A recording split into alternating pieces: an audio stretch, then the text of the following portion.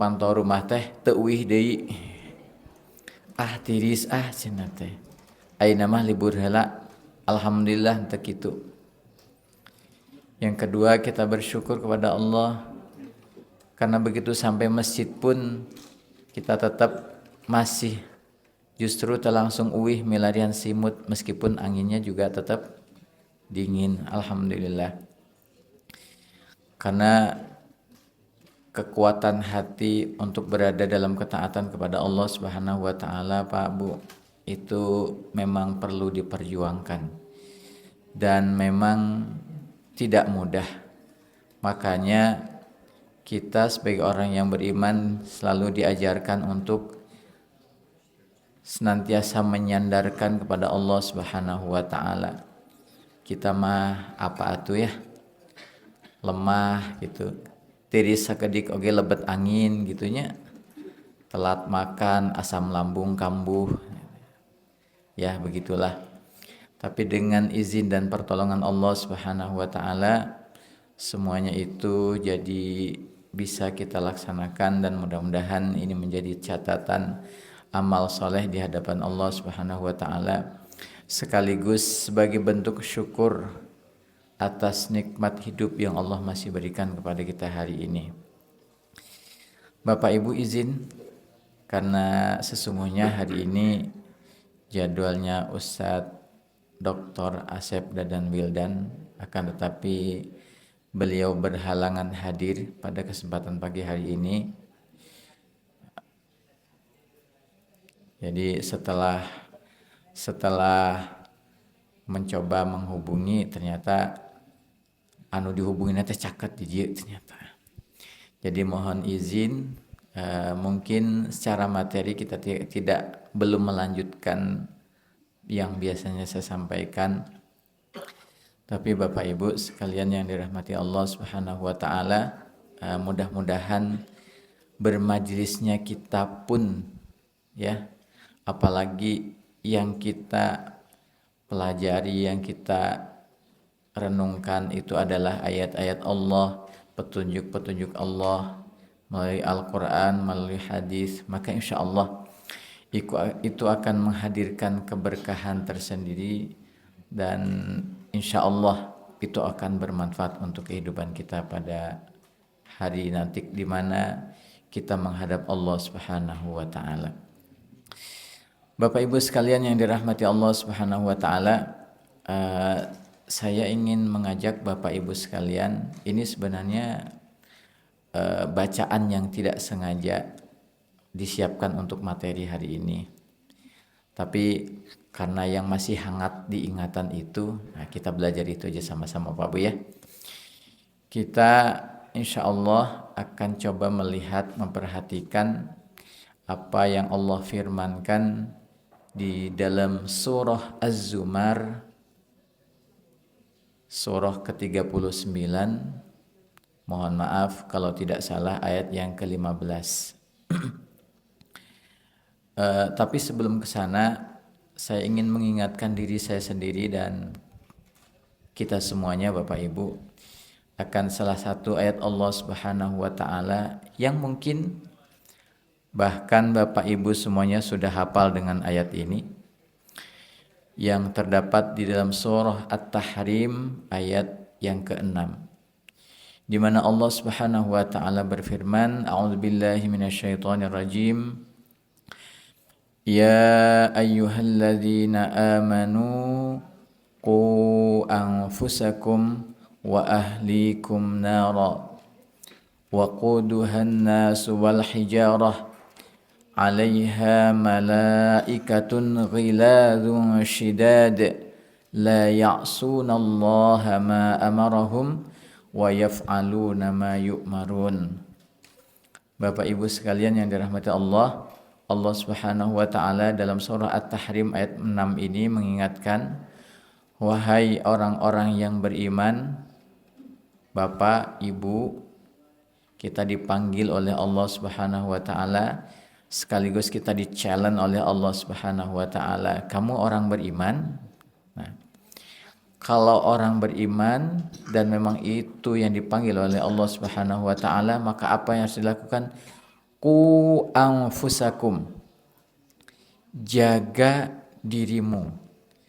Jadi standar keselamatan itu Pak bukan menolong orang lain dulu, tapi menolong diri sendiri dulu. Pernah naik pesawat kan Pak Bu? Ya.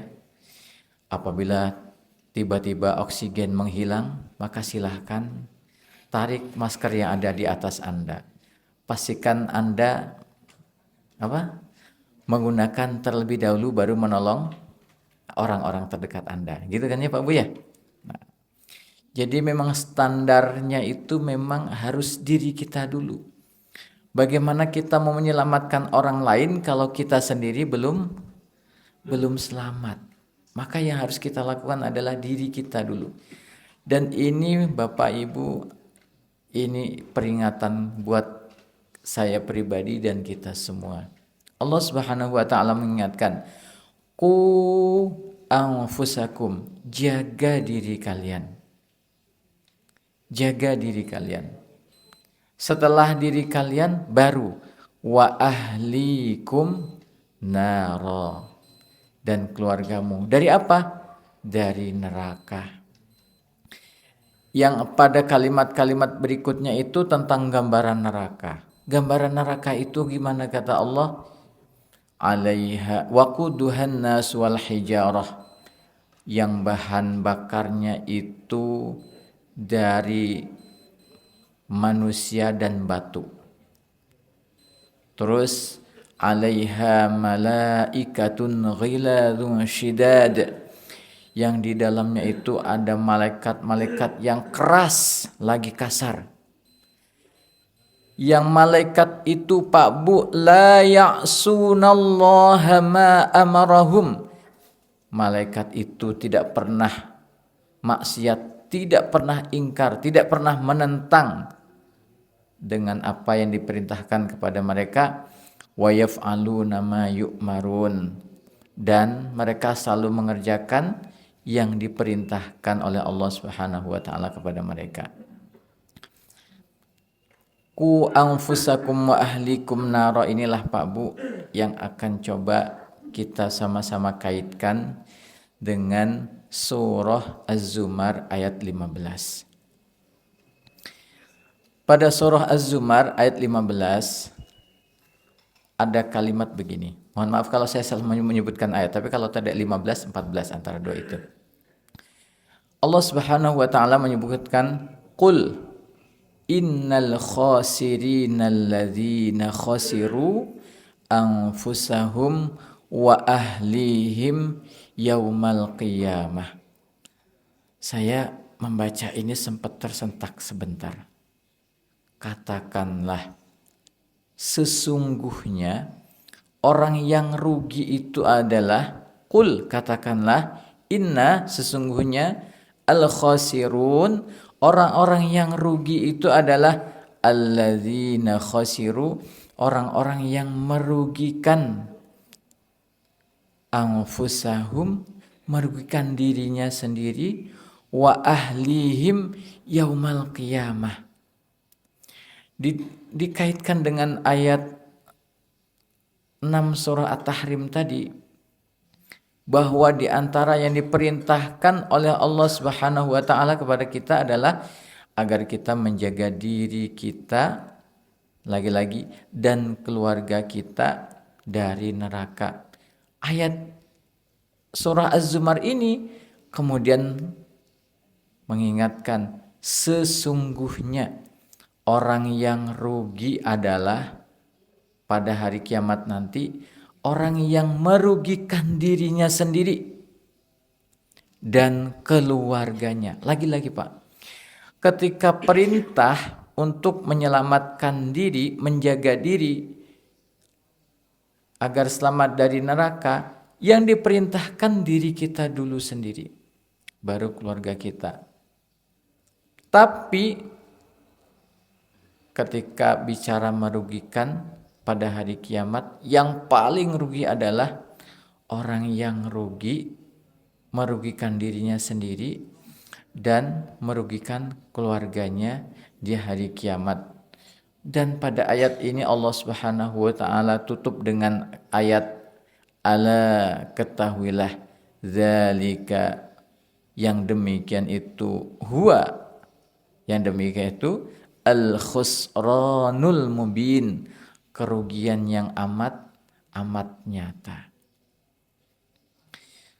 Saya membaca ini sampai tadi bangun tidur saya baca lagi. Khasiru anfusahum wa ahlihim yaumal qiyamah, merugikan diri sendiri dan keluarga. Apa ya maksudnya? Perenungan yang saya dapatkan begini. Perenungan yang saya dapatkan dan dari bacaan yang saya baca, berdasarkan bacaan yang saya baca, maka orang yang rugi adalah orang yang membuat dirinya rugi dan juga membuat keluarganya rugi pada hari kiamat. Kenapa rugi? Kenapa rugi?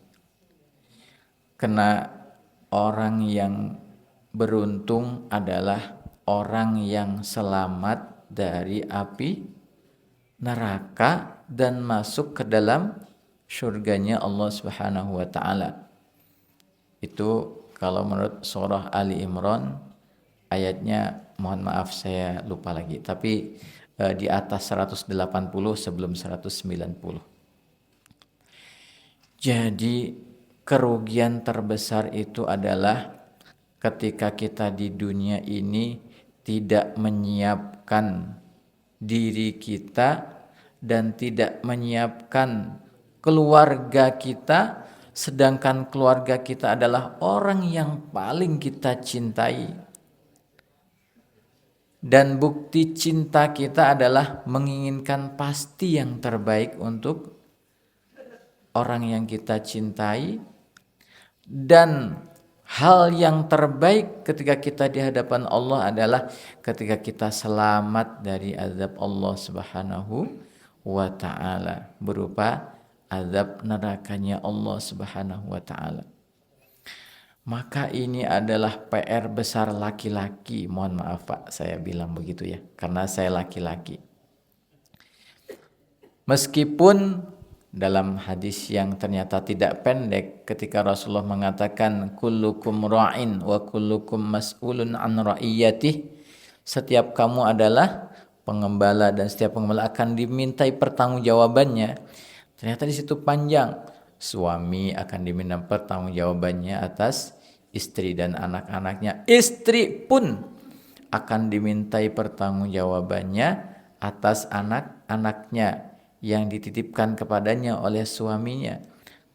Dan anak-anak, kakak akan dimintai pertanggungjawaban atas adiknya, dan seterusnya dan seterusnya.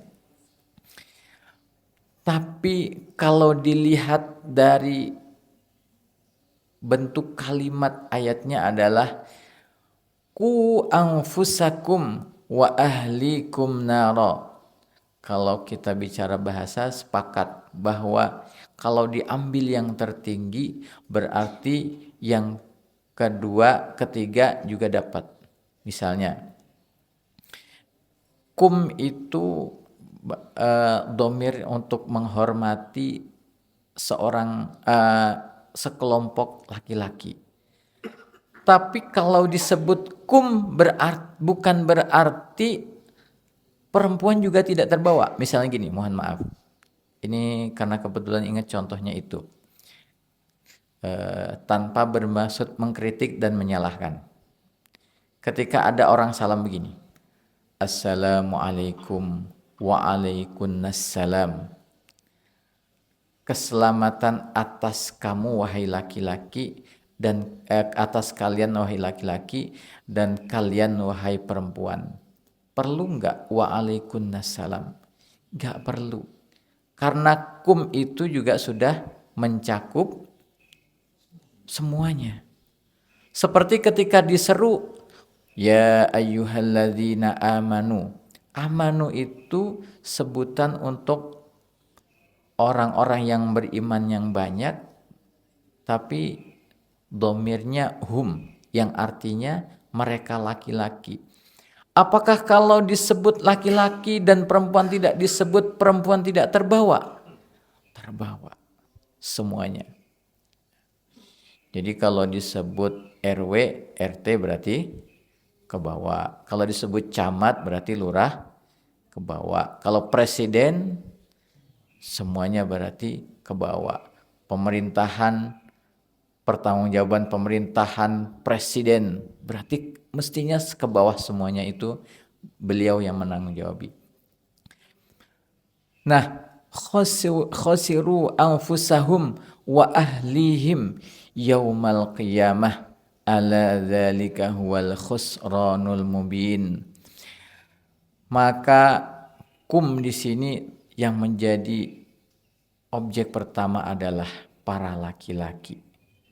Agar laki-laki menjaga dirinya, agar dengan dirinya terjaga itu, kemudian dia biasa menjaga istri-istrinya, dengan demikian anak-anaknya pun terbawa. Maka mohon maaf, dalam bahasa surah Al-Kahfi kalau tidak salah ayat 83. Ketika berbicara tentang anak yatim yang rumahnya diperbaiki oleh Nabi Musa dan Nabi Khidir. Kenapa rumah mereka dimuliakan sedemikian rupa? Padahal bahkan orang sekampungnya pun tidak peduli dengan rumah mereka yang sudah mau roboh. Ayatnya menyebutkan wa kana abuhuma shaliha, karena bapak mereka berdua itu orang soleh. Apakah berarti bapaknya saja? Ternyata yang dimaksudkan adalah orang tuanya itu soleh. Jadi kalau disebut bapak berarti ibunya juga ke bawah. Meskipun tidak secara otomatis kalau misalnya bapaknya soleh, ibunya soleh, tapi secara bahasa seperti itu. Nah, kembali ke surah Az-Zumar ayat yang ke-15. A'udzubillahi minasyaitonirrajim. Sebenarnya ayat ini perintah tentang mengikhlaskan ibadah kita hanya kepada Allah Subhanahu wa taala. Karena kaitannya dengan ayat-ayat sebelumnya ketika Nabi Muhammad SAW menyatakan kalau beliau diperintahkan oleh Allah Subhanahu wa taala agar memurnikan penyembahan hanya kepada Allah Subhanahu wa taala dan berserah diri hanya kepada Allah Subhanahu wa taala. Fa'budu, maka sembahlah ma syi'tum min dunih. Qul innal khasirina alladzina khasiru anfusahum wa ahlihim yaumal qiyamah. Dan katakanlah, sesungguhnya orang yang merugi di akhirat nanti adalah yang dia tidak selamat dari nerakanya Allah Subhanahu wa taala, pun begitu keluarganya tidak selamat dari nerakanya Allah Subhanahu wa taala. Bukankah nanti di akhirat itu kita tidak bisa saling tolong-menolong? Begitupun Quran mengatakan. Bukankah nanti bahkan seorang saudara akan lari dari saudaranya sendiri? Di akhir surah Abasa, fa idza ja'atis shakhah yauma yafirrul mar'u min akhihi. Pada hari itu seorang itu akan lari dari saudaranya, wa sahibatihi wa banih, dari istrinya dan dari anak-anaknya. Kenapa orang yang demikian itu? Karena mereka saling menuntut. Di antara yang dituntut adalah hak yang tidak diberikan ketika di dunia. Apa hak keluarga kita? Hak keluarga kita adalah hak untuk dibimbing anak-anak kita, hak untuk diberikan pendidikan yang membuat mereka selamat dari azab Allah Subhanahu wa taala. Maka dalam Islam ada ilmu yang disebut dengan ilmu fardu ain yang sesuai dengan tujuan penciptaan manusia paling tidak ada dua. Apa tujuan penciptaan manusia? Yang pertama untuk beribadah kepada Allah Subhanahu wa taala. Wa ma khalaqatul jinna wal insa illa liya'budun. Dan yang kedua untuk menjadi khalifah, menjadi orang yang bermanfaat di muka bumi. Maka ilmu yang harus kita ajarkan kepada anak-anak kita adalah ilmu yang menghantarkan keluarga kita, anak-anak kita kepada penghambaan kepada Allah Subhanahu wa taala. Itu yang paling utama. Setelah itu baru kita ajarkan mereka untuk ilmu-ilmu yang sifatnya kifayah. Tentang apapun itu yang hari ini disebut dengan ilmu umum, ilmu mengelola bumi, bagaimana agar bumi ini digunakan, dimanfaatkan untuk kebaikan umat manusia. Maka kemudian ayat ini, ayat 15 surah Az-Zumar ini yang saya baca ditutup dengan sebuah tadabbur. Apakah kita sudah menjadi hadirnya petunjuk untuk keluarga kita, atau justru kita menjadi sebab keluarga kita justru lebih dekat dengan hal-hal yang tidak diridhoi oleh Allah Subhanahu wa taala. Kemudian ayat ini juga memberikan peringatan kepada kita bahwa yang kita lakukan di dunia ini nanti akan dimintai semuanya pertanggungjawabannya di hadapan Allah Subhanahu wa taala. Dan apa yang kita lakukan hari ini kepada anak-anak kita nantinya akan berefek kepada akhirat kita dan akhirat anak-anak kita. Apabila kita kemudian tidak bisa melaksanakan ku anfusakum wa ahlikum nara, menjaga diri dan keluarga kita dari nerakanya Allah Subhanahu wa taala, maka itu adalah kata Allah, dzalika huwal khusranul mubin, kerugian yang nyata. Rugi itu apa sih? Rugi itu kebalikan dari keberuntungan. Setiap orang pasti menginginkan keberuntungan. Akan tetapi memang jalan yang ditempuh terkadang tidak sesuai dengan yang menjadi tujuan. Karena apa? Karena banyaknya godaan. Dulu kita ketika mempelajari, mentadaburi surah Ali Imran ayat yang ke-102 ketika memaknai wala tamutunna illa wa antum muslimun, dan janganlah kamu sekali-sekali mati kecuali dalam keadaan berserah diri kepada Allah Subhanahu wa taala. Maka Syekh As-Sa'di di situ menggambarkan betapa untuk istiqomah sampai akhir menghadap Allah Subhanahu wa taala tetap konsisten itu tidak mudah. Karena perjalanan istiqomah itu digambarkan seperti perjalanan yang lurus. Di pinggir-pinggirnya ditutup, tapi tutupnya hanya dengan satir, hordeng. Yang apabila hordeng itu dibuka, maka kita akan keluar dari jalur itu. Sementara panggilan-panggilan untuk keluar dari jalur itu terdengar dengan sangat jelas. Maka doa yang sering kita minta minimal 17 kali dalam sehari semalam adalah ihdinas siratal mustaqim. Ihdinas siratal mustaqim. Ya Allah, tunjukilah kami jalan yang lurus. Tapi Bapak Ibu jangan khawatir, karena yang dituntut itu sesungguhnya bukanlah hasil, tapi yang dilihat itu adalah proses. Karena kalau hasil,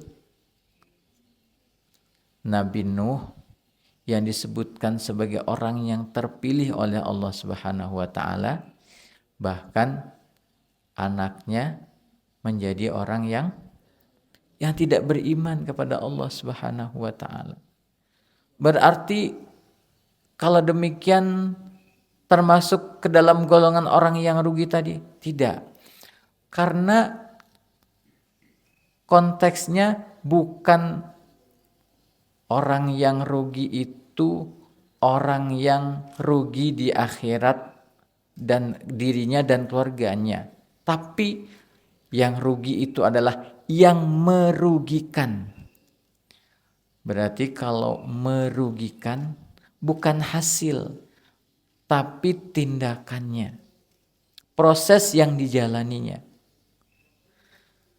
Kalau kita lihat di banyak ayat-ayat yang lain, paling tidak yang disebutkan di dalam Al-Quran, ada sosok-sosok di sisi lain dia adalah sosok yang sangat dimuliakan oleh Allah Subhanahu wa taala, tapi di sisi lain orang-orang di sekitarnya justru menjadi orang-orang yang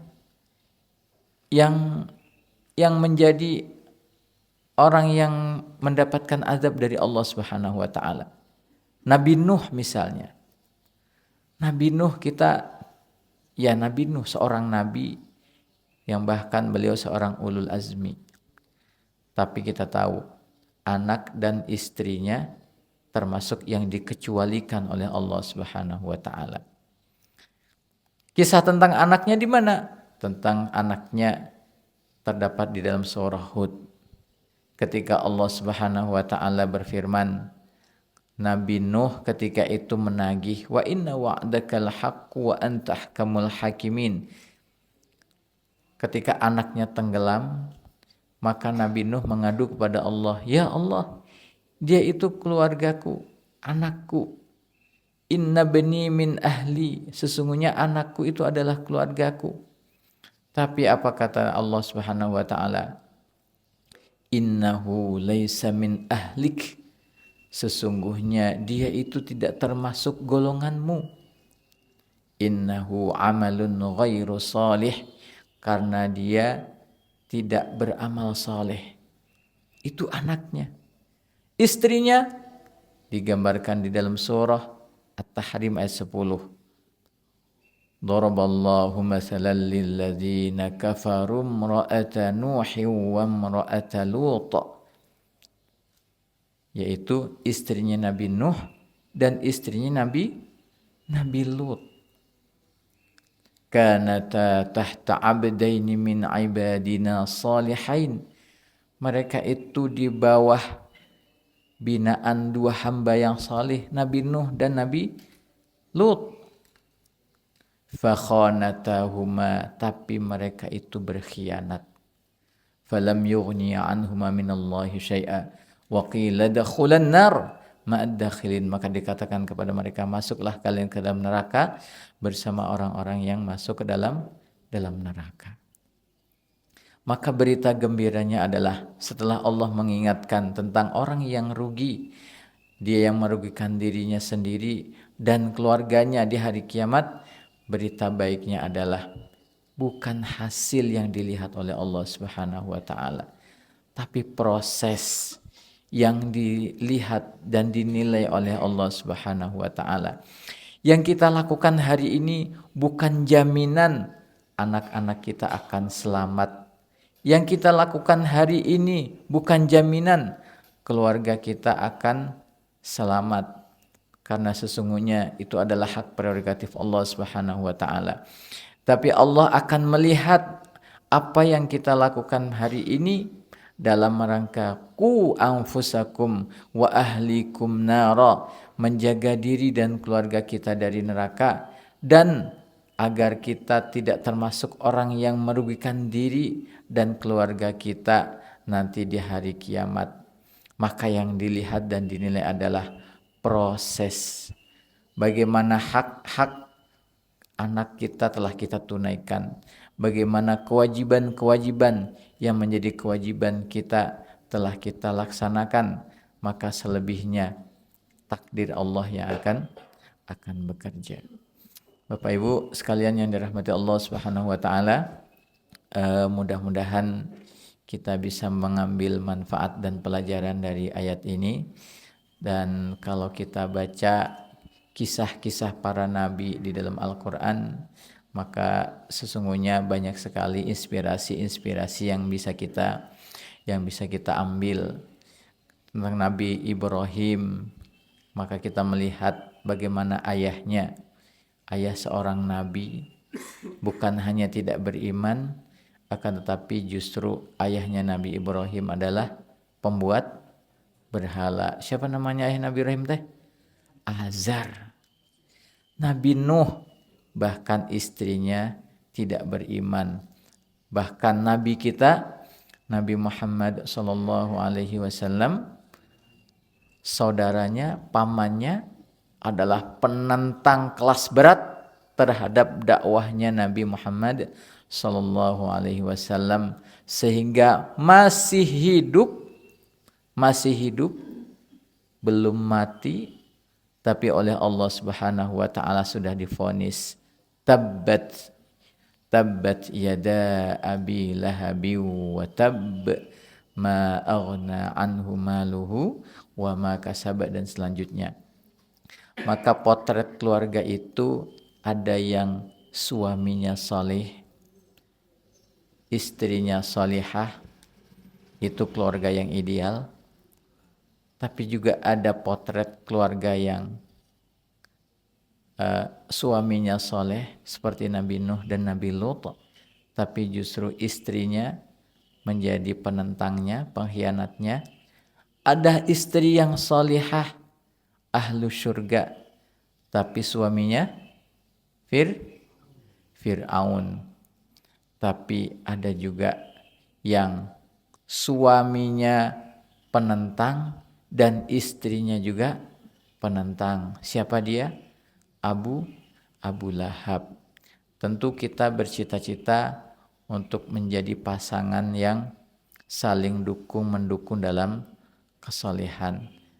Makanya yang dibayangkan oleh Al-Quran itu adalah ketika pasangan suami itu adalah azwaj, pasangan yang seiring sejalan. Tapi ketika itu bukan wilayah kita, maka minimal yang harus kita solehkan adalah diri kita sendiri.